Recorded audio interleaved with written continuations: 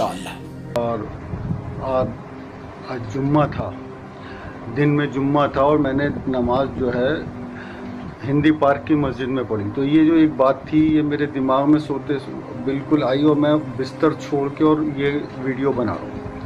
وہ یہ کہ مسجد سے جمعے کی نماز کے بعد آخری 3-4 لوگوں میں تھا میں نکلنے والا، سب جا چکے تھے. تو مسجد کے باہر ہندی پارک کی مسجد ایک بکھارن بیٹھی ہوئی تھی، وہ برقع اوڑھی ہوئی تھی لیکن چہرہ اس نے کھول رکھا تھا، ایک فقیرنی، اور ایک سائڈ پہ ایک آدمی دینی کتابیں اور مسواک وغیرہ یہ سب بیچ رہا تھا.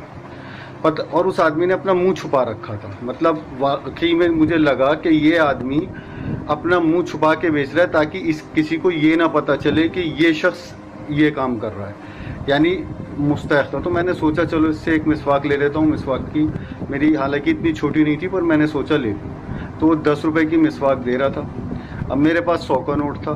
میں نے کہا بھائی 100 روپے ہو جائیں گے کھلے ہوئے. اس کے پاس 100 روپے نہیں تھے. آپ سوچو، وہ سب سے آخری نماز میں 2:30 بجے والی پڑھ رہا تھا، اور 2:30 بجے تک اس کے پاس 100 روپے نہیں تھے کہ مجھے وہ کھلا دے. بہرحال میں نے اس سے 2 مسواکیں لی تو اس کے پاس 80 روپے بھی نہیں تھے.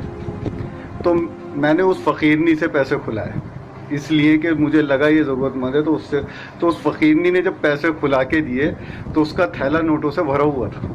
اس نے اس بات کو چیک نہیں کیا، پر میں نے چیک کر لیا، اس کا تھیلا پیسوں سے بھرا ہوا تھا.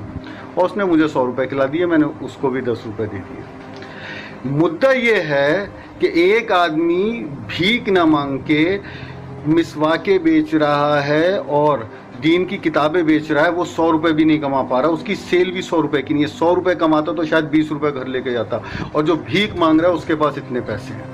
تو مسلمانوں اس بات کو سوچو کہ جو حلال کی کمائی کرنے بیٹھا ہوا اور عزت سے بیٹھا ہوا، اسے چھوڑ کے تم کیا کر رہے ہو.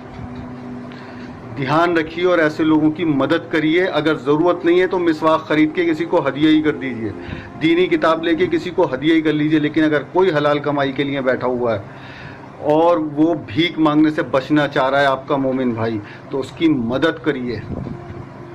اللہ کے یہاں اس کا اجر ملے گا، کیونکہ یہ راز آپ کے اور اللہ کے بیچ ہوگا کہ آپ نے وہ چیز اس کی مدد کے لیے خریدی ہے، نہ کہ اپنی ضرورت کے لیے.